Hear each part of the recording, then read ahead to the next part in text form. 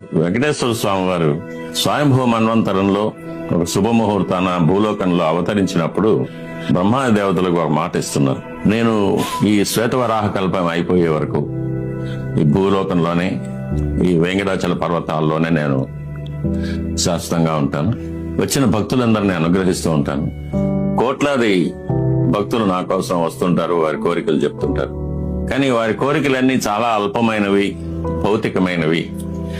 ఈ భౌతిక ప్రపంచానికి సంబంధించింది ధనము, ఉద్యోగము, సంసారం ఇలాంటివి అడుగుతూ ఉంటారు. అవన్నీ కూడా వాళ్లకు ఇచ్చేసి వాళ్ళను పంపించేస్తూ ఉంటాను, వాళ్ళని ఉంచుకోను. కానీ కోట్లాదిలో ఒక భక్తుడు వస్తాడు, వాడు నాకు నువ్వే కావాలంటాడు. ఇంకేం వద్దు, నాకు నువ్వు కావాలి చాలు అంటాడు.